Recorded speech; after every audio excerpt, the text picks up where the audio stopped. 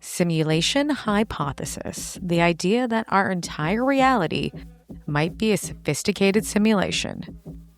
Rizwan Virk, or who I like to call Riz, a true pioneer whose career has spanned computer science at MIT, pioneering work in the video game industry, successful ventures as a startup founder and venture capitalist, professor, and author of The Simulation Theory, joins me on the podcast today to break down what is the simulation hypothesis.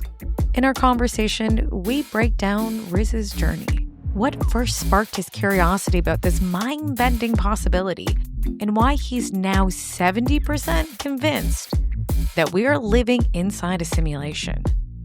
We'll unpack the core concepts of the hypothesis, explore the ties to AI, quantum physics, and ancient spiritual traditions, and examine both the skepticism and the far-reaching implications of taking this idea seriously. From questions of free will and consciousness to the future of AI to what Sam Altman calls the merge, the potential blending of humans and machines. We'll explore how simulation theory focuses us to rethink not just science and technology, but our understanding of reality. Join us as we get rebelliously curious. Rizwan, thank you so much for joining me on Rebelliously Curious, or as I will call you, Riz, through this interview. I love simulation hypothesis or simulation theory. I've followed it for a very long time. I find it to be extremely interesting and it's evolving consistently. And you are one of the key players that is part of this evolution. So thank you for being on the podcast, first of all. Yeah, thanks so much for having me on. I know it took us a little while to get this set up, but I'm glad that we finally got to connect. It's wonderful to have you here. So my first question, out of being a MIT computer specialist or scientist, I should say, a video game pioneer, venture capitalist, and professor, how did you find yourself in the world of simulation theory? And what was your curiosity that brought you there? Well, so, a good part of my career in Silicon Valley was spent in the video game industry. And so we would build video games. We had the number one game in the App Store for a while. And then when I became an investor, I began to invest in companies that did, sometimes fairly high-end video games, sometimes games based on TV shows like Game of Thrones or Star Trek. And so I got really steeped within the video game world. And, my background was in computer science. So I kind of understood how the stuff worked, even though later I became more of an entrepreneur and an investor. And it was after I sold my last video game company that I was visiting a startup in Marin County, which is across the San Francisco Bay from the city. And there's a nice view of the skyline. It was a beautiful day, sunny day. And on a nice day, San Francisco is one of the most beautiful cities in the US. But rather than enjoying the view, because it was literally right on the bay, they're like, hey, come here, you got to try this on. And so I went into this room and they had built a virtual reality sports game.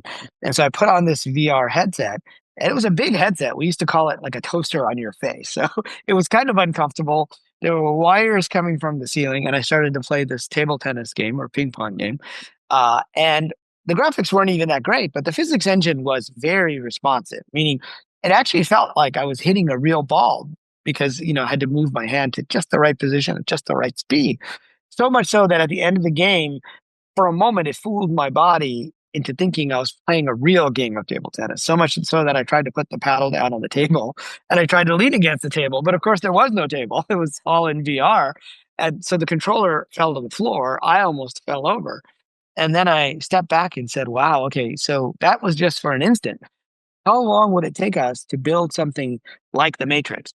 Something that was so immersive that you would forget that you were in a virtual game or a virtual environment. And is that possible? So that's what got me down the rabbit hole of simulation theory initially. But then at the same time, I had been living this dual life over many years where I was an entrepreneur during the day, but I would go off and explore different aspects of consciousness. Like I went to the Monroe Institute way back in the 90s looking at, out-of-body experiences. a lot of lucid dreaming work. I work with a guy named Robert Moss as a mentor who did shamanic journeying using drumming. So no psychedelics involved, just breathing exercises. And we would do these journeys. So I had this kind of double life going on where, during the day it was like about employees, customers, servers, code, finances, and the weekends and evenings it would be about these other types of things. And so after I started to think about what it would take to build something like the Matrix, I started to investigate what the spiritual traditions and the mystics have been saying about the physical world. And I realized they were saying something very similar to what was in the Matrix, which was that the physical world isn't the real world after all. And then when I looked into quantum physics, I found something similar at the core of the mysteries of quantum mechanics, which is that there is no physical world, at least as we think of it. And so all of that led me to write this book to try to bring together these different threads of my life that I had been living over many years, many decades, actually. And so this was kind of a culmination of all of that. I love it. I love the double life. I think so many of us live this, interesting double life. We look at Jack Parsons, who created the Jet Propulsion Laboratory. He had a very interesting double life that he led. So I think that scientists and people of just curiosity live these like double lives. I know I do for sure. Like my first, primary world was public relations, and then obviously love UFOs and everything else around it, and advanced technology and frontier science. Like, so they all collide and intersect. I actually just came back from the Monroe Institute myself. So Oh, okay. I was there for a Were week. you at the Psy Games or not? I wasn't, and I 'Cause I wanted to spoke go. there recently. It was just last week. So, Right, I saw that, and I was there the week before. I was at the Creators Getaway. I got invited to go. So, oh uh, yeah, I heard about yeah, that. Yeah. it's interesting because everything I do now when I'm especially with consciousness or I'm looking at the idea of what is reality, my thoughts for sure have changed because of my own experiences at the Monroe Institute. And I know people have been asking me, like, are you going to blog about this? You're going to write about it? Anyone listening, I will at some point do a separate podcast about this, my experience. But it does really shape how you kind of move forward. And I would imagine that I believe you're saying like transcendental meditation or some breathing exercises, it does the understanding or the growing understanding of consciousness really can change how you view the world and then the world around us, right? Yeah, absolutely. And I've explored different types of meditation techniques, and also looked at ancient traditions like Tibetan dream yoga, and also studied synchronicity and how it works in the physical world, but also in the dream world, and how does that relate to topics like karma. And so you start to suspect that there's a lot more going on than we can perceive. And in a sense, the simulation hypothesis is saying something similar, even though it's using a techno scientific metaphor. And the conclusion that I came to was that in all of these ancient traditions, particularly the ones that have a mystical bent, I mean, they all start with a mystic of some kind, typically, who somehow perceives beyond the physical world, or as we might say, they peek outside of Plato's cave. If you think of Right. the allegory of the cave, and they perceive something out there. Now, whether it's because they have what's called a theophany, which is a term religious scholars use for when the divine breaks into the physical world, like there's a burning bush talking to Moses, or a big angel coming into the cave for Muhammad near Mecca, or Jesus goes out in the desert, or they're like yogis or shamans who are specifically trying to cultivate different states of mind to try to perceive what is beyond the physical reality, or like the Buddha, who basically, the term Buddha comes from the person, from one who is awake. And somebody asked him, "What are you?" And he said, "I am But," and that meant I am awake, which means he was dreaming before and the rest of us are still asleep. And so I think during those times, they had to use certain language and metaphors to try to explain to people what they might have perceived about the greater reality.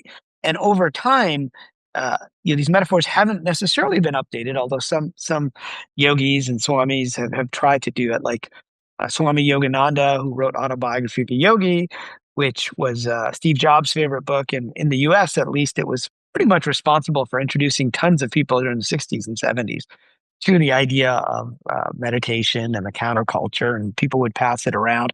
In fact, I actually met someone recently who was there in Haight-Ashbury in San Francisco in 1968, or whatever they call it, the Summer of Love. And he said somebody gave him a copy of Autobiography of a Yogi, and he read it, and then he passed it off to somebody else. So they really were just like passing these paperback books. But so Swami Yogananda came over from India to the US in 1920, so about 100 years ago. And he was trying to update these metaphors of the idea of Maya or illusion. And he started to use the latest technology metaphor, which at the time was a film projector. And he said the world is like a film projector, and we're like actors, but we have characters. And yes, the characters are suffering. There's serious suffering that happens, but the actors don't get harmed when the characters are going through it. And he used that to try to explain the idea of Maya. And I feel like if he were around today, he would say, well, it's like a motion picture, but we're the actors, but we're also the audience. And we have a script, we can change the script and we play with each other. And that would sound like a massively multiplayer online role playing game. So I think simulation theory provides, and video games in particular, provide a new way to think about some of these ancient ideas. For sure. Such a great way to summarize it. You say that you think we're 70% chance. I've heard Elon Musk say 50-50, 50% chance we could be, 50% chance we're not. And now you're saying 70% chance that we're in a simulation. So what makes you so confident that it's, let's say 20% more than, what others might suggest?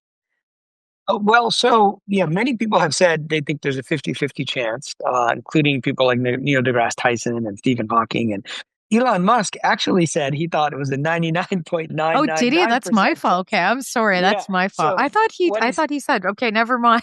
yeah, what he said was the chances that we are in base reality, which would Right. be not in the simulation, is one in billions, which basically means that it's billions to one that we're in a simulation. Now, he was relying on an argument that was put forward by an Oxford philosopher named Nick Bostrom Yes.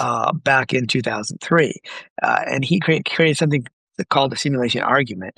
But basically, the way that people have been trying to come up with these numbers uh, kind of relates to my ping pong story, in that I said, how long would it take us to reach this point where we could create these fully immersive simulations? And in the book, which originally I wrote this book back in 2019, and Penguin Random House just released a new edition with about 100 new pages. Because if you think about it, AI, ChatGPT wasn't even around, back in 2019. And the subtitle of the book is "An MIT computer scientist shows why AI, quantum physics, and Eastern mystics all agree we're in a video game." And so I began to think about this theoretical point, which I call a technological singularity, which is the simulation point. So once we get there, we can create not just virtual worlds that are indistinguishable from physical reality, but also with AI characters that are hard to distinguish from actual characters. And today, ChatGPT and its ilk can basically pass the Turing test, which is this test that's been out there for since Alan Turing back in 1950 said, if you talk to a computer and a person behind a curtain and you can't tell the difference, then the computer has passed, what he called the imitation game and what we call the Turing test today. Um, and so the argument was that once a civilization gets there, then they will create lots of simulations, not just one, but lots and lots of simulations. So there might be a billion simulated worlds and just one physical world.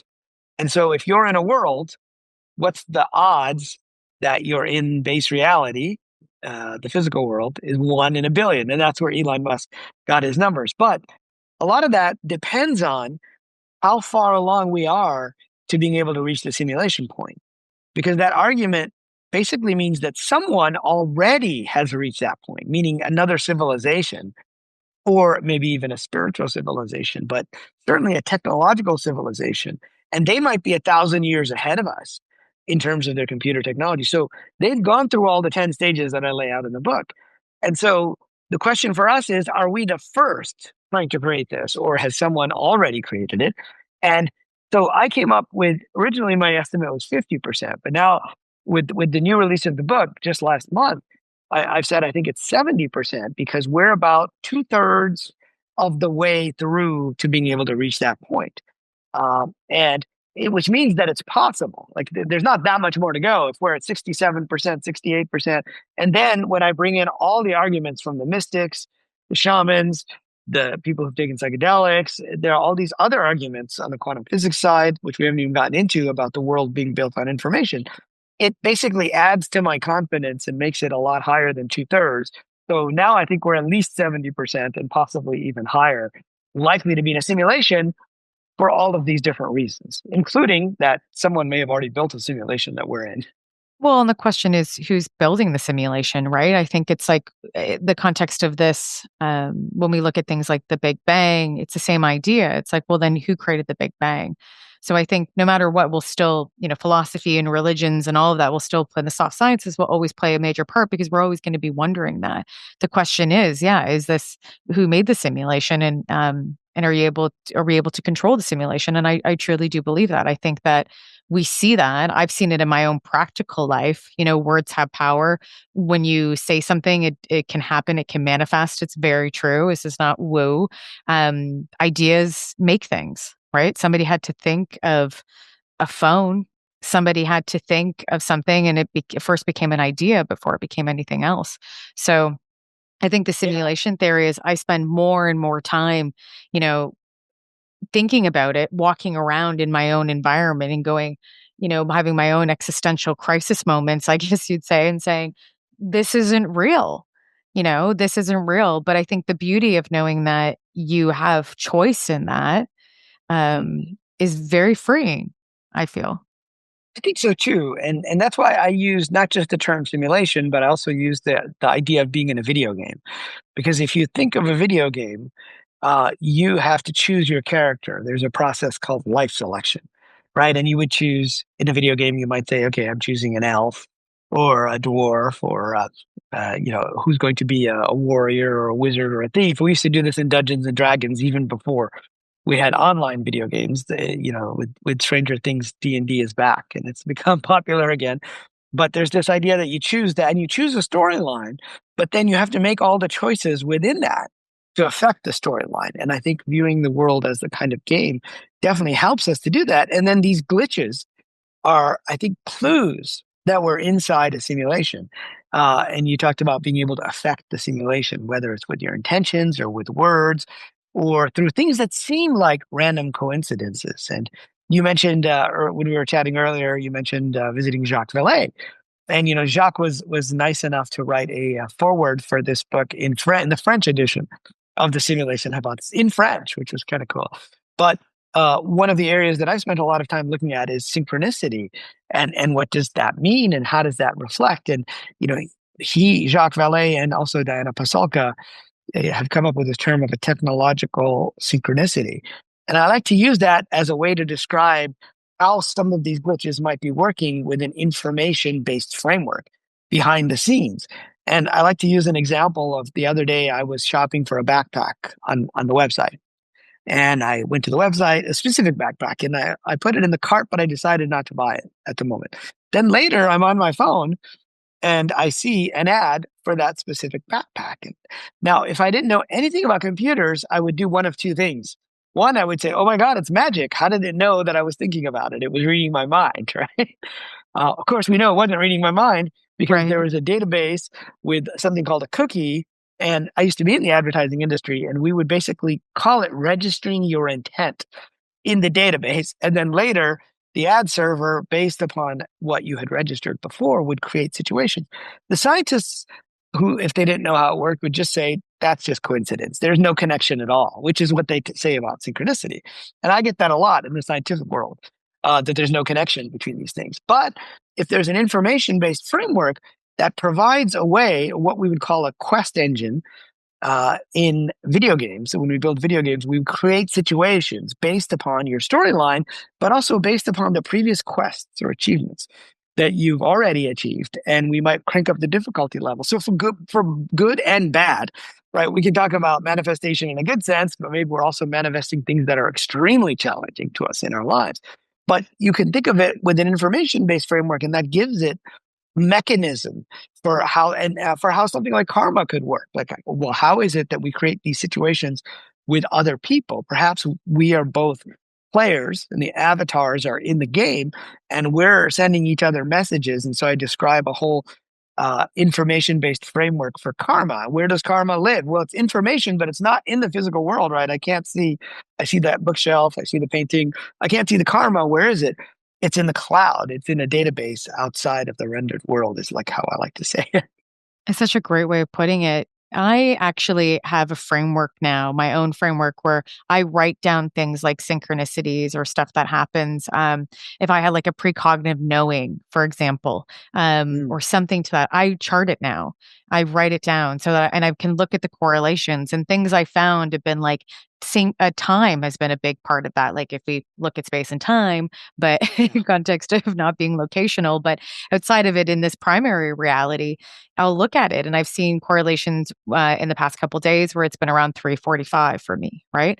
So that's interesting. So I find these things, and someone actually recommended to me at the Monroe Institute to do that so I can have a better understanding and chart this for an entire year. So I have my own framework to understand when I'm doing these things or maybe why I'm doing these things. A lot of the times for me, if it's a download, it comes as like, I will think of someone, and we all do this. It's not like saying Yeah. anybody's special. We all do it, but I'm tracking it now. I haven't talked to someone in a good year or two, and I thought of him in the morning. And today I walked down the stairs and I think about him, and I was like, oh, I wonder how he's doing. I should probably give him a call. And he sends me a message 4 hours later and says, Right. hey, do you want to do a Zoom? And I'm like, get out of my head, Andrew. And I laugh, but now I know that those putting that type of information out, I might actually get it received. So intention is huge, obviously, right? Our intentions, our thoughts, and I know we say this is mumbo jumbo, and a lot of people are like, "Oh, well," and it's like, no, no. When you really dig into it and you start to track the correlations and collect the data, look at this as data sets and data points, not just, oh, this is just some coincidence. Look at it as a data point and really dissect it and understand it because it actually might tell you more than you think. Absolutely. And so, my I wrote a couple of books before the simulation hypothesis, and the first one was called Zen Entrepreneurship, which was about this double life that I was living in. And the second one was called Treasure Hunt, which was about this idea that synchronicity and dreams are giving us clues. And I called it the Book of Clues, using like if you've ever watched any of the Indiana Jones films, or Raiders of the Lost Ark, or and the Holy Grail, where they have like a diary and they're tracking all the clues to try to find the Holy Grail.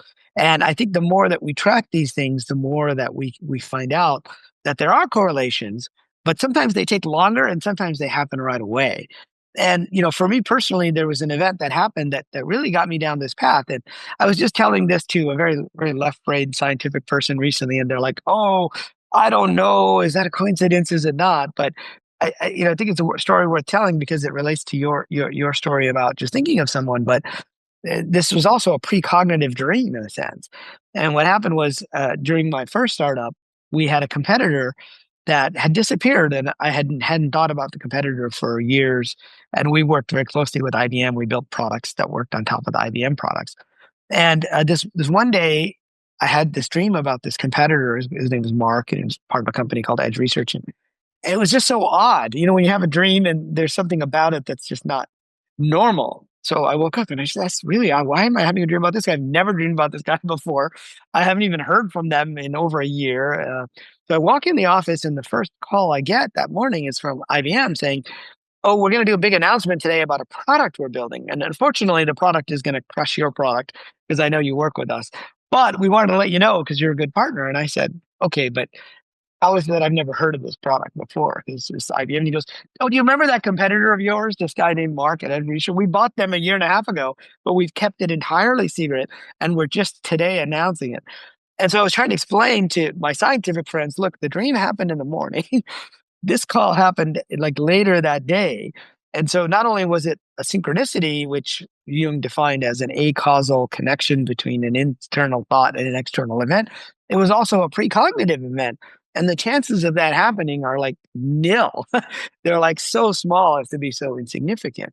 And for me, it wasn't so much that there was anything that it was directing me to do, except it was showing me that there's more to the physical world than we think. And that's what got me thinking about these subjects, about simulation theory and dreams and time, and how time might actually work in a simulated reality versus in a physical reality. The question I would ask Mark, I believe it was, I would say to him, the competitor or the former competitor, I would say, when did you find out about me? Were you thinking about me? Oh, right. earlier in Good that point. week Yeah. to see if that co-creation happened. Because I wonder sometimes, for example, like when somebody texts you, I'll look down and I'll think of them, but a memory will come to my mind. And then I look down and they're like, "Hey, how you doing?" And I'm like, "Oh, I just had a memory about you and you're texting Yes. me." So you wonder if there has to be a co-creation, right? There's an agreement to co-creation, or there's a knowing of each other and knowing of our existence. We're able to somehow, there is that cross connection, conscious connection. So Yeah, and that's happened to me many times with individuals where I'm thinking about them or have a dream about them, and then they'll contact me that day. In this case, I never actually spoke to him again. Like we hadn't spoken in over a year. It was somebody else from IBM, but it was a significant event for our company, and it involved this competitor. And so I think we get echoes. And there might even be parts of us that are looking at future events. And yeah. those events, there's an interpretation of quantum mechanics where the future events are sending us messages, and we may get those messages as intuition. We may get those messages as hunches, or again, what I like to call clues. And depending on which way we go, what we observe, we may end up in one future versus another future. And that's a whole nother topic about time and the multiverse, which I get into a little bit in the simulation hypothesis, but I get into it more in my book called The Simulated Multiverse, and my previous book, Treasure Hunt, which is about clues and synchronicities. So awesome. And I love clues. I'm stealing that now. I love clue. I think, Absolutely. yeah, I used to say, I think in my previous life, I was a spy or something. It would make sense. Uh, just Well, there you go. love a good clue. But I like to jump on back to like simulation theory a little bit more and speak to like what's kind of going on in the AI world, the BCI world. I write about brain computer faces. A lot of people know that if they listen to this podcast or if they read my writing. I am so interested in BCIs and obviously AI, but like 2 days ago, I believe, yeah, it was 2 days ago. Sam Altman, the CEO and founder of OpenAI, said that he was creating a company called The Merge, which is a BCI company. But he has this idea in Silicon Valley. There is this idea of the merge, right? And so, he has a really popular blog, and in 2017, he wrote this as a quote: "A popular topic in Silicon Valley is talking about what year humans and machines will merge." And he puts in quotations, "or if not, what year humans will be surpassed by rapidly evolving AI or a genetically enhanced species." And then he ends with, "Most guesses seem to be between 2025 and 2027." So looking at the merge, in concept, not so much of BCIs, we'll get into that, but the idea of this merge, this symbiotic merge, and theory, where does simulation theory fit into that? Well, so, there are different definitions of the terms the singularity. Fair And enough. the most popular definition is when AI becomes super intelligent. And basically, technology evolves exponentially. But Ray Kurzweil has popularized another type of singularity, which is he calls it the merging of human and silicon, biology with silicon, and the merging of AI and human brains. And so that's a very, common representation of singularity. The term itself comes first from mathematics and from physics, who borrowed the term when, the curve goes up exponentially so much that it's infinite. They don't know what's there in the middle of a black hole. The physicists borrowed it, and then John von Neumann, who defined the computer architecture that we still use to this day, was a Hungarian mathematician, brilliant guy, um, who used it to say a point beyond which everything will be different. And so, if we think of it in that sense, singularity is any type of point where technology expands exponentially and life will be different, which includes super intelligent AI, includes the merging of humans and computers. I also define the simulation point as a kind of singularity, because once we can create these worlds, which we're so immersed, and BCIs are one of the 10 stages, that I talk about in reaching this point. And in fact, in the Matrix, if you think about it, they didn't have virtual reality headsets.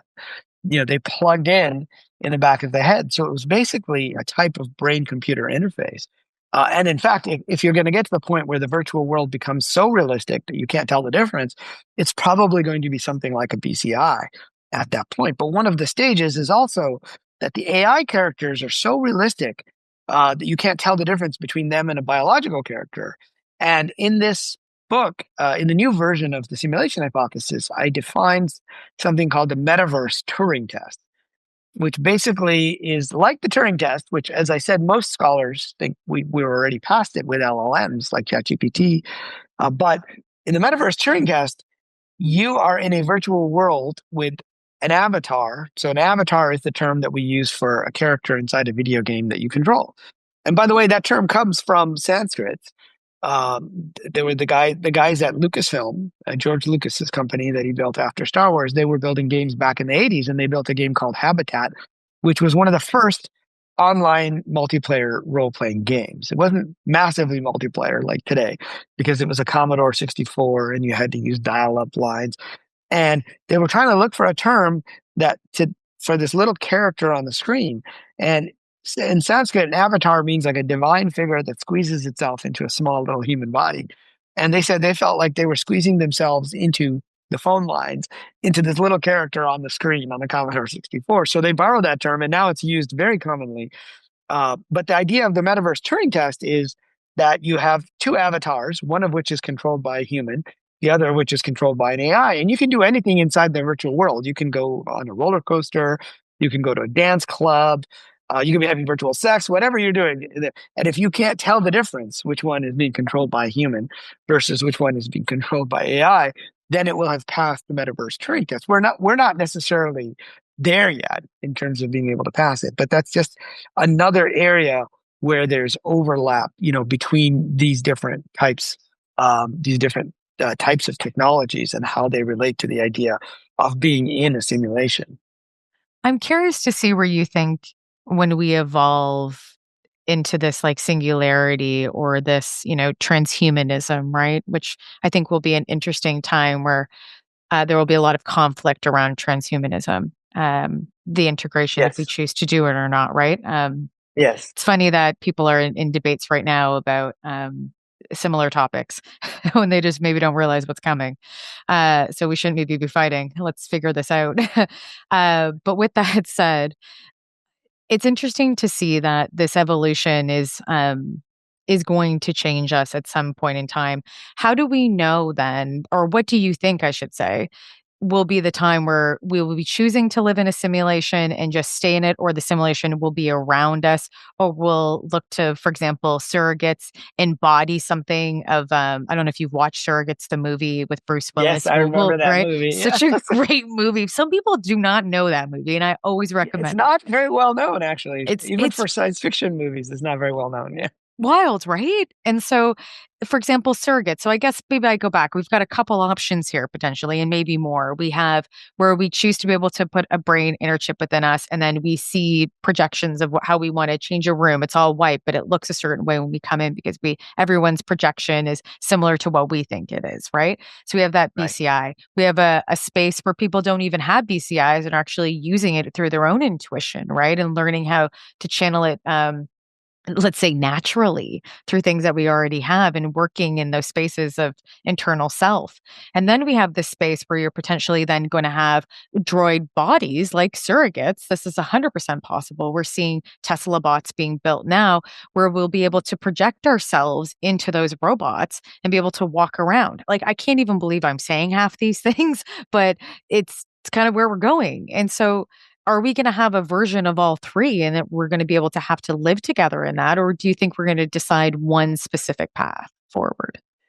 Well, it's always hard to predict the way technology evolves because usually there's unexpected paths and unexpected side effects. And so, if you go back to, for example, when the automobile was invented, there was a pollution problem already in the cities, which was horse manure everywhere.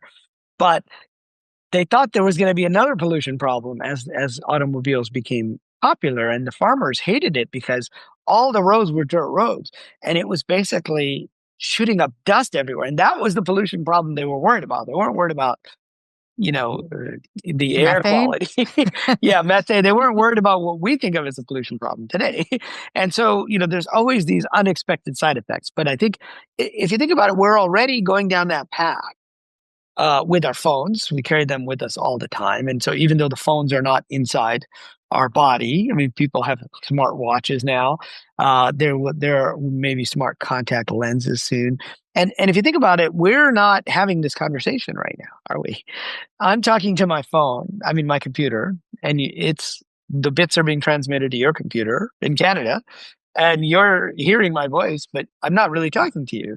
So we're already in this virtual space all the time. And if you look at the younger generation, like my nephews, for example, they'll go to school, like physical school with their friends, and then they'll come home and then they'll get on Fortnite and play with those same friends from school, right? And we used to go out and play ball, for example, but they're used to this idea of an avatar that represents them. I mean, I have a good friend in Silicon Valley. She worked for Meta, for Facebook, and she was saying how her son, would always create the same avatar in every single game, whether it's Minecraft or whatever games. And they don't look exactly like him, but they're always wearing the same kind of checkered shirt with a baseball cap of a certain type. And it was like this digital identity that, he had already built, and that was how he used it. And so I think we're headed down that path. Now, in terms of whether we go, for physical chips implanted in the brain, I mean, even Sam Altman's new company is trying to compete with Neuralink, which Right. is Elon Musk's company. And, probably you've seen that video where Elon Musk did a demo where they put a chip in a monkey's brain. And I'm not commenting on the ethics of doing that, but they taught the monkey to play a video game with a joystick. And turns out that game was Pong, which is like ping pong again. It's so funny. And then they removed the wire from the joystick, and the monkey thought he was still actually playing the game, but he was actually controlling it with his mind. He or she, I don't know, the monkey was, what gender they were, but and so he was showing that you can read. That said, I mean, I think we're a far away from having really safe BCIs. I think we're a lot further away than 2025 or 2026, which because AGI they've been saying this for every year for the last 2 years. We're going to have it next year. We're going to have it next year. But we're not there yet because we're still in what I like to call the second wave of AI. The first wave happened in the 80s, which was these expert systems, and they were all rules based. And I studied computer science at MIT back in the early 90s, and we learned about that AI, but we also learned about neurons and neural nets. So these were around back then. In fact, it was in the 1960s that they invented this idea of a perceptron, and Marvin Minsky and a couple other people were involved. And that was basically trying to model a neuron. And so it had been around for a long time, but it's only in the last decade, with combining neural nets with big data and training, that they were able to get AI that now is able to at least produce realistic text. But if you ask the AI, how many R's are there in the word strawberry, it often gets it wrong. And the reason why is because it's just trying to predict the next word. It's not actually calculating anything. So today's AI is still a far cry from AGI. So I think we're at least, not just a year, but several years away from AGI, even though the tech people keep predicting it next year. And so I think we're much further away from a merging of humans with AI, but there's a science fiction element going on here. So when Elon Musk started Neuralink, he was relying on a science fiction set of novels about the culture by a sci-fi writer named Ian Banks. And in the culture, there was like mixing, they had neural lace. They mixed the AI with the biology, and he was trying to aim for something like that because he thought we would all be smarter than that.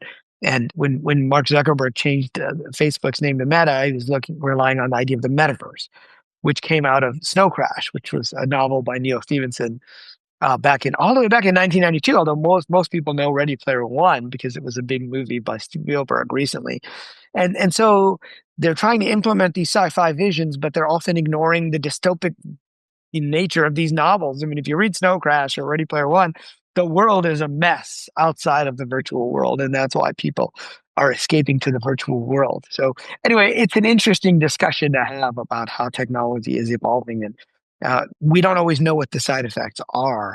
So it's always, in my opinion, even though I'm a tech guy and I'm a capitalist, I prefer to be very conservative about those kinds of technologies, particularly if you start talking about chips in the brain. That starts to get very dangerous and scary, I think. Oh, yeah. The BCI, that's why I write about it and follow it consistently, because most people don't know it's been going on since the 1960s and 1970s. Tom Oxley about 30 years ago was talking about this already. He is the CEO of Synchron. And so I believe in even in the early 90s, he was doing pieces on 60 Minutes and the New York Times, and they were talking about this being a possibility. And I remember watching a show on Discovery Channel. I must have been about between 9 and 10. And one of the episodes was about advanced technology. And it was like flat screen TVs, GPS. And then it was like, Right. brain chips. And my dad looked at me, and I always make a joke about this, but my dad always looked at me and was like, never put a chip in your brain. And so, so when I ended up Right. It's getting probably older, good advice. it was, but it was funny, but he was dead serious.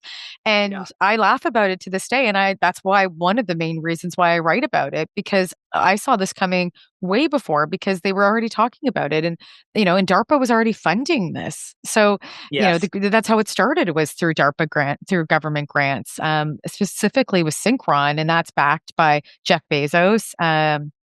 And I forget, oh gosh, who else? And I believe there's one other larger billionaire that backs. Oh, Bill Gates. There we go. Bill Gates backs it, but it's scary, but that's the place we're going to. So I think that the more the better discerned you can for making decisions. But from what I'm seeing, and when I write about it, at least weekly, and talking to all these different companies in the BCI space, I really do see that we are close. I don't think it's 2025, but Yeah. we're close to the consumer merge.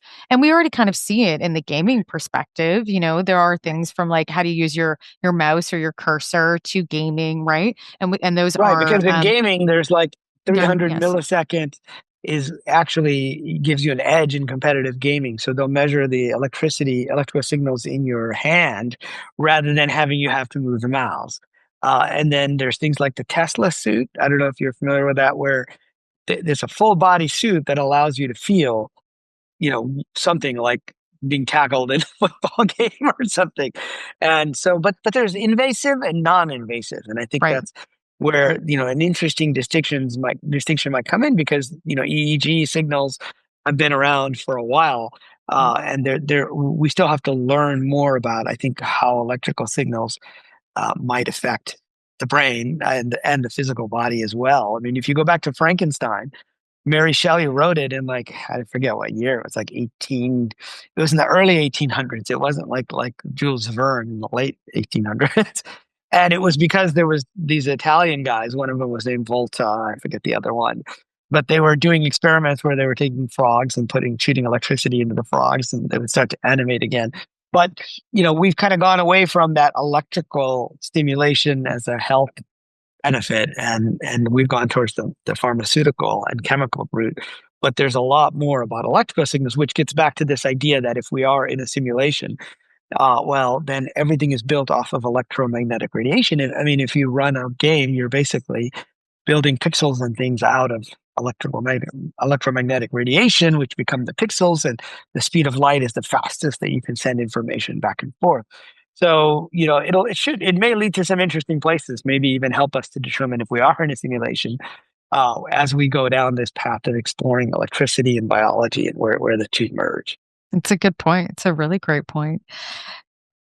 Looking at advancements in technology, we look at quantum mechanics, right? How does the collapse of the wave function play a part within this idea, within your argument of simulation theory? Well, this is one of the areas that really convinced me that we might be in something like a simulation, because if you think about Newtonian mechanics, and the assumption of the world was that the world is physical, it's always there, and we're here moving around in it, and so it was a very materialistic perspective. And in a materialistic perspective, we have atoms, which are thought of as these hard. Greeks thought of atoms as like a hard particle, right? They're like the building block, like bricks on a wall. But now we've come to realize that's not the case, that atoms are mostly 99% empty space. Like this table, this chair, this computer is 99.9% empty space. But if you keep going down, there was a physicist named John Wheeler, who's my favorite physicist in the 20th century. He had an office across from Einstein at Princeton. He was the advisor for Richard Feynman, who was a Nobel Prize-winning physicist who came up with the idea of quantum computers as well as all his physics work. And he was the advisor for Hugh Everett, who came up with the multiverse idea, which of course now has been made popular through the superhero films. But Wheeler came up with this phrase, "it from bit." And what he said was, by the end of his life, he began to realize that there really wasn't such a thing called a particle, that it was basically a set of properties that designates one particle from another or differentiates. And that those properties are answers to yes, no questions like spin up, spin down, something to do with a charge, all these questions. And he realized those were just bits of information. And so he basically, I think, came up with the phrase that I use as one of my underlying propositions of the simulation hypothesis. And we'll come to the collapse of the probability wave in a second. The first proposition is that the world is actually built off of information and it's not actually physical. And that was a controversial idea 50 years ago, but it's actually not in physics anymore. I met a Nobel Prize winning physicist in the UK. I was at Cambridge at their AI Center for a little while as a visiting scholar. And this physicist said, well, that's pretty much accepted by physics today. There's a branch of physics called digital physics. The second proposition is that this information gets computed. And then the third proposition is that somehow this information that gets computed is being rendered for us. And it's making it look real to us. And that's what ties to the collapse of the probability wave. And so this result of the probability wave, and most people know the observer effect by now, or they've heard of it, which is you have two slits. And if it's a particle, it has to go through one slit or the other. It can't go through both. But if it's a wave, it can do both. And this is actually the principle we use in quantum computing. We say that the bit is in superposition, or that the particle is in superposition, or that Schrodinger's cat is both alive and dead. Common sense tells us the cat is either alive or dead. We just don't know. We haven't looked in the box, but it's got to be just one. But quantum mechanics is telling us, no, that's not the case, that it's in the state of superposition until somebody looks or measures what happens there. And so why would this be? We have no explanation from a scientific framework. Now, looking at it as a computer scientist and video game developer, I realized, well, this is exactly how we build video games. Most of computer science and implementations of program is about compression of data and optimization. So, for example, you're seeing only the pixels that are behind me. So your computer is not rendering all of California, which is where I am, right? And my computer is not rendering all of Canada, or all of Toronto, or whatever city you're in. It's rendering only the piece that can be observed from this point of view where you happen to be. And that's how we build video games. So there's a video game called No Man's Sky, which has like 18 quintillion planets. Now, no set of video game designers, even if everybody on Earth joined a video game company, would be able to build that many planets. And our computers wouldn't be able to render all those pixels either. But what happens is we only render the small piece of the world that you see at the time. So quantum indeterminacy is sort of implying that the world gets rendered, I'm using the term that we use in gaming, rendered on demand as needed. So until it's needed, it's just information and it's just probability. And then that gets filled in. And that's one of the things that really convinced me that, well, this actually would make sense if we were in information reality. It doesn't make no sense if we were in a physical reality, right? And so that's where there's a overlap between at least the collapse of the observer effect. It's wonderful. And the idea too, I've heard, and there's a couple of theories here that, we're obviously living backwards, like we're, it's already happened. And that's why we get signals or information, because the information's already there. The data's already there. So we're just living throughout it. And that could lend well to a simulation theory too, or just to why we have certain things happen, or there's precognitive knowings. There's this other idea too, that we are living, in another reality, but it is the reverse reality from a projection from a black hole. Right. It's parallel universe that goes the opposite direction. So there's a lot of these parallel universe ideas out there. And, I explored them a little bit in my book, The Simulated Multiverse. But the most interesting one to me has been the multiverse idea in quantum mechanics, where it says, okay, the probability wave is not collapsing. So scientists didn't like that because it implies there might need to be a consciousness for this to happen. And scientists will do anything to avoid, admitting that there might be something like a consciousness that exists outside of the physical world or that influences the physical world. And so they came up with this alternate explanation was that the world literally splits in two. And in one universe, the cat is alive, and in the other universe, the cat is dead. Now we're only in one of those. The problem with that is that requires splitting off new universes literally not just every minute or every second. We're talking like nanosecond times. We're talking very small quantum decisions. And that's not parsimonious. That's not efficient. But it turns out that if we live in a simulated world, then that's actually doable, because what you would do is all you would need to do is clone the information and run the process and change the variables and run it again. But you don't need it to be infinite. You can start to prune the branches of the tree that are not needed. So there's something called fine tuning in physics and in science, which says that the universe is perfectly tuned for us to be able to have planets and stars to hold together with galaxies, and for us to be able to have life. And even if things like the gravitational constant, and there's a whole host of like 12 constants, if they were just off by like 1% or 2 or 3, the whole universe would fly apart. We wouldn't be able to live on planets. You wouldn't be able to support life. And there's no good explanation for why that might be the case. And one of the explanations is, well, somebody tried out a bunch of different things, and this is the one that worked. And that would make sense in a simulated multiverse, because you can try different things, you can change variables, and then you can prune the branches that go nowhere. And if that's pretty much how we think about running simulations. We never run a simulation just once. We can also see what might be happening in the future if we were to do this. Like in your case, you might say, okay, what if I move to Los Angeles or New York, right?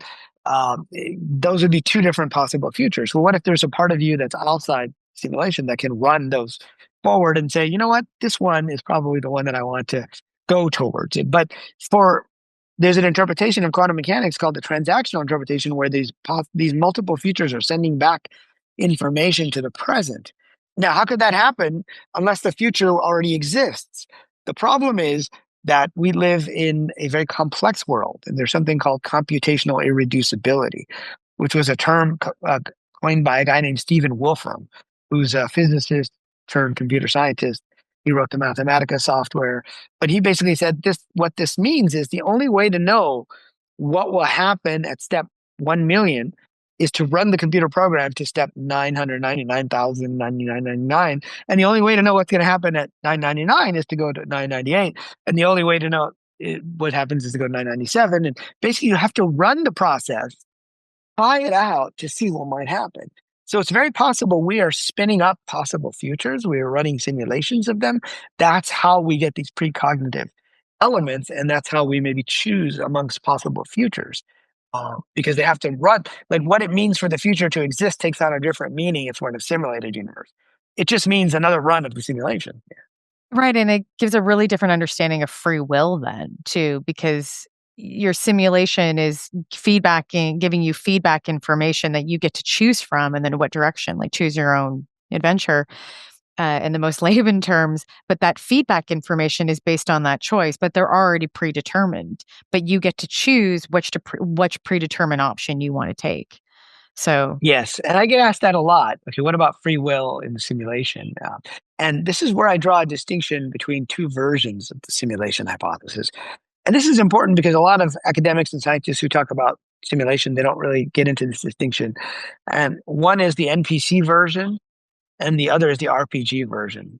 And so the NPC version stands for non-player character. And so that term comes from originally from tabletop games like Dungeons and Dragons, but in video games, it means all the characters in the game that you don't control and no other player is controlling. So basically the computer is controlling those. So they're just AI. In the RPG version, you have a player. This is more like the Matrix, where Morpheus and Neo and Trinity exist outside of the simulation. And they have characters inside the simulation that they're controlling. In that movie, it was through a brain-computer interface. In the movie The 13th Floor, which came out the same year as The Matrix, but is not as well known, they're doing some weird holographic interface. Like there's some way that you're controlling that character. And so these versions might lead to slightly different conclusions, because in the RPG version, there's a part of you outside the game all the time. And that actually relates closer to the spiritual traditions, which tell us that we have something called a soul, and the soul exists outside. And then all the spiritual traditions try to use metaphors. Like Rumi said, who's a Sufi mystic, said the soul puts on the body just like you put on a pair of clothes. So that's a metaphor. It doesn't mean they're actual clothes. And then the Bhagavad Gita says the soul, in this case the Atman, takes off and on the bodies as if they were garments. It puts it on, you live a life, and then you take them off, and then you put on another set of clothes and you live another life. And so they're using these metaphors, and we have a more updated metaphor, which is a player that connects into the game and locks into that level of forgetfulness for the game. And so in the RPG version, we have free will simply because we exist outside the game, but we still have storylines, and we may have predetermined paths.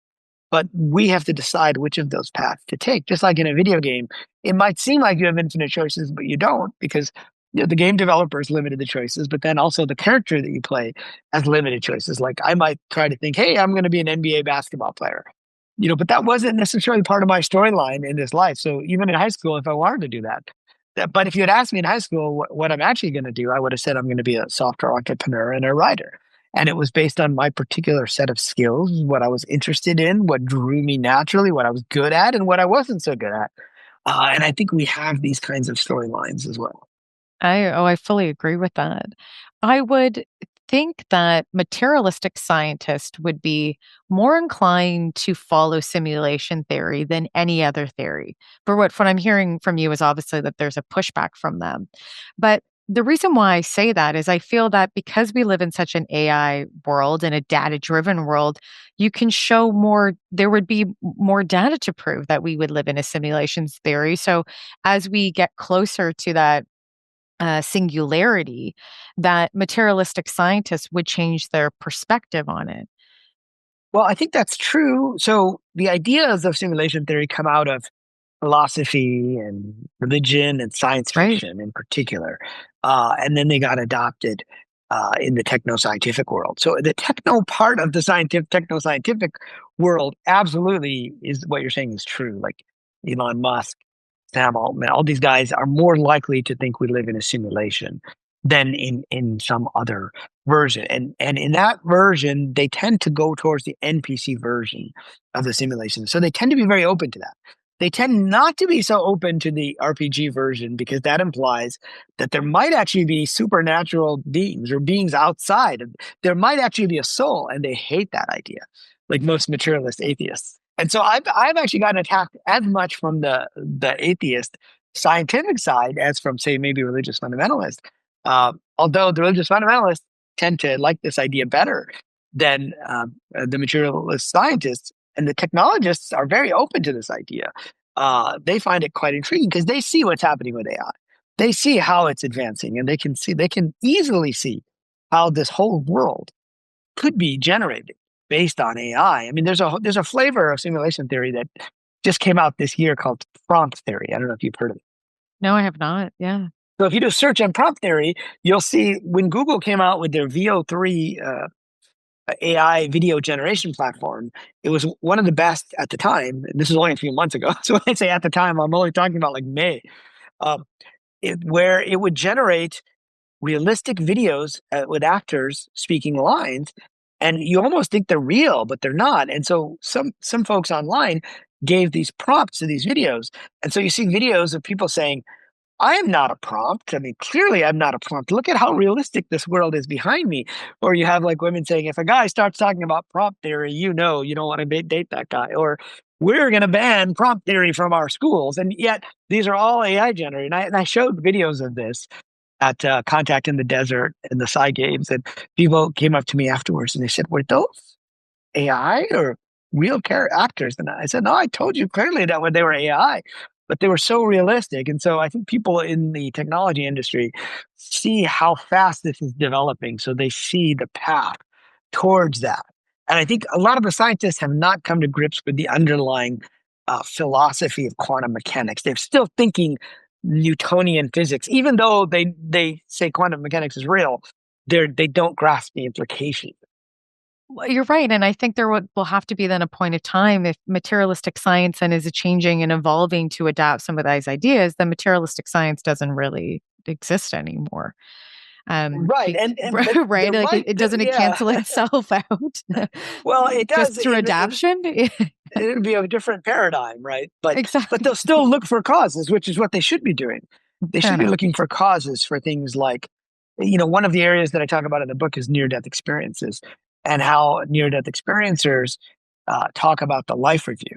And they talk about it as a holographic, panoramic, 360-degree replay of everything in your life, but from the perspective of the other person. So you got it. I heard about it from a guy named Daniel Brinkley, who was struck by lightning and has been declared dead several times. So he's had several NDEs, and he wrote a book back in the '90s called "Saved by the Light." It was a huge bestseller, and he was actually literally an assassin in the military. He was a sharpshooter. He actually killed people in Vietnam, and he said he had to feel what it was like not only to be shot by him, he had to feel the emotions, but then he had to see the ripple effect on that person he killed, their wife and kids and their family. And that's what's called a ripple effect. Now, as a computer scientist, I just say, look, if we just take this at face value that thousands of people say they've experienced this, how would it work? It would mean that everything is being recorded in a kind of virtual reality and you can replay it. And it turns out we can do that with VR already. We can take a video game session and we can replay it from any XYZ coordinate. Now, we can't do emotions in our video games because we don't track emotions. But you can literally see from a first person shooter, you can see what it was like to shoot yourself by replaying the game. And so, my question is, how would that work from a scientific perspective? And it would work like we do video games, where everything can be replayed or recreated from those points of view, as long as the data and information is being stored. I think a lot of materialist scientists would just dismiss near-death experiences aren't real; they're all hallucinations, and so they don't have to go there. And so, since they don't have to go there, they're not grasping or asking how could this work, which is what science is supposed to be doing. Yeah, actually funny that you say this because I brought this up. I feel like repeating myself again, but I brought this up when I did an interview about lucid dreaming. That's Yeah, actually coming out. It will be just before this interview, and I was talking to the researcher and the scientist, and I was saying to Garrett how I dream sometimes, and I didn't realize that people don't do this until this year. Is that I dream sometimes watching myself do things. And so, people are like, you do? And I said, well, yeah, doesn't everybody do that? And then I found out, no, meaning they in the don't. dream, you're In the watching dream, your I'm own. watching It's myself. almost like Yeah. I watch that's myself, but not interesting. all Yeah, the that's not time. that common. Sometimes I get different perspectives. I get like me in it, and then sometimes I get stepping outside of it and watching myself in the Yeah. perspective. And I just always thought that that was a common thing for people, and it's not. And even when I do a form of meditation, when I was at the Monroe Institute, those are things that I was doing. Is I was, seeing myself out. Like when I had to picture it, you would know this is part of the Monroe Institute. When I'm looking to do any types of projections where you're before your meditation, your prep session. Well, I was looking to put a protective bubble around me per se. I would see it as I would see myself doing it to myself. Like I can obviously Yes. picture myself, but the first thing I would think Yeah. of is projecting myself out into the universe and then doing it there. Because for me, it's easier to picture myself outside doing something than it was almost inside. And maybe that is a reflection on myself. Who knows right there? Maybe it's a tell of it, but I can obviously do it both ways, but I felt more comfortable projecting myself outwards to do that. And so I think that in that life review or whatever review it may be, it is almost like in that dream state where you're watching yourself do things. Yes. And in a video game, so if you watch a video game, the way it renders the world, it can be from different perspectives. We have what we call a virtual camera. And so usually we're in a first person perspective, meaning that I'm seeing out of my physical eyes. I'm not seeing from up here normally, right? So when you're fully now in there's also this kind of top level, top down perspective that's very common in video games, where the virtual camera is up above you and you can see your avatar moving around. So it's still anchored to you, but it's looking down. And that's so much like being able to project yourself. And then you can like step back and change the camera. So it's almost like if we were in a virtual reality headset, we have this ability to step back and not be totally immersed within our physical body. We can look around a little bit and we can see our avatar, which is our character doing things. And so that's like a bit of what I talked about at the side games was how would OBEs, NDs, remote viewing, how could these things be explained if we were in a simulated universe versus a physical universe? And then they wouldn't be so strange, actually, in that scenario. You would just change the camera position and you could see what's going on. I wish we could do that, well, we can do it ourselves, but I wish sometimes we could wish others would do it for us. Uh, Or more easily we right, could do it, right? Because right, it's not right. that easy. Or We're locked asking into somebody in an argument or a conversation, can you change your perspective positioning? Instead of a POV point of view, can you please do it from a top angle point of view? Thank you. there's a Yeah. negotiation tactic right there. I think you just came up with a new business coaching mechanism. Right, and how we look at this so that it's not so triggering for people. I have this question here that I'm looking to unpack with you in the concept, and maybe we have spoken about this a little bit, but to clarify it, the multiverse Turing test. And it goes beyond a classic Turing test. Metaverse Turing test. Yeah, metaverse Turing. Yeah, Turing test. Can you break that down and what that is compared to, let's say, a classical version of it? Yeah, so the classical Turing test is just so Alan Turing called it the imitation game, and he basically said that if there was a computer behind one curtain and a human behind another curtain, and the only thing you could do is pass messages back and forth, text messages. And back then, of course, they didn't have text messaging, but they had something called the teletype machine. And this was 1950, and so that was how he came up with the Turing test. Was he said if you could just send text and you would get text back responses. And if you couldn't tell the difference, then the computer would have passed the AI or the Turing test because you can't tell the difference between a human and a computer. Now, today, I say that most researchers think we've passed that is because that's what a chatbot it basically is, right? With a chatbot, you're just chatting with them and they're sending you back text. So in the same way that I can be sending you instant messages or text messages, if I can't tell that it's you versus, AI Chrissy that's doing that, right? Then that chatbot would have passed the Turing test as its standard. Now, what I'm saying is, okay, let's move it to the next level. So if we were inside a video game or a virtual world, like Second Life, I don't know if you've ever played Second Life. Oh yeah, I signed up for Second Life when it first came out. I didn't love it. Yes. I didn't love it, but I still have a Second Life account. My Second Life is still in there. She's probably still on the first little island I think you get dropped off on an island the first time or you're on like a grassy knoll. Yeah, she's still there. A lot. Maybe she's still there. My old account is no longer there. Okay. I actually talked to some folks at the company recently, and I tried to log it in because I was going to talk to them, and I hadn't logged in like 10 years or more. And I realized, my account's not there anymore. But in any case, in Second Life, the idea was you went into a virtual world and people would do things with each other. They would have relationships with each other. They would hang out, they'd build a house.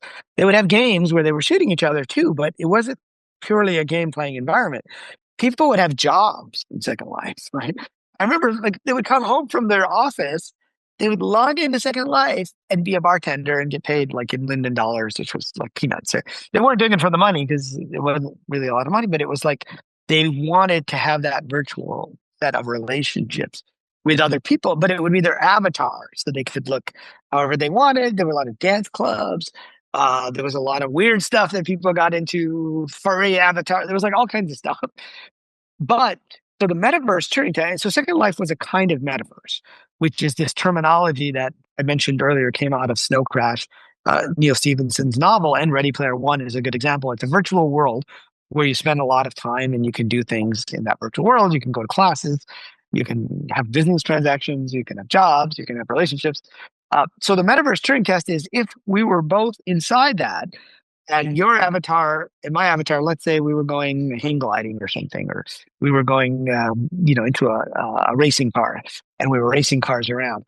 Now, if there was your avatar and then there was another avatar there, let's say that was AI Chrissy, and I would be able to talk to them, and I would have us do things and see how they react.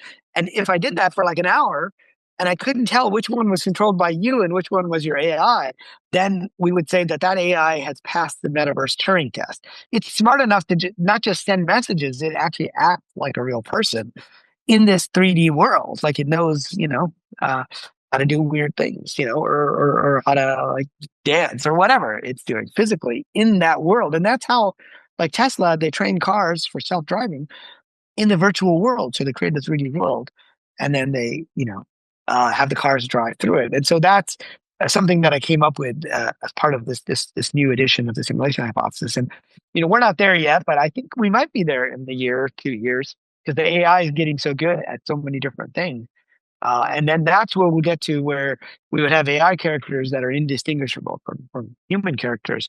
And that's why a lot of people in the tech world see simulation as a real possibility, because how do we know we're not AI already in some capacity? Every day I'm more and more convinced.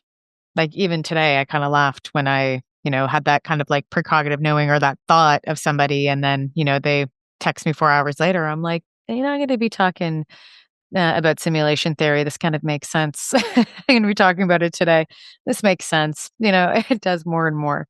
Thank you so much for joining me. And the last thing I'll say, and I do think, we're talking about movies before, Surrogates is I love, and you know that, and a lot of people don't. So please go out and watch it. You're going to love it. It's such a great film. But have you seen A Midnight?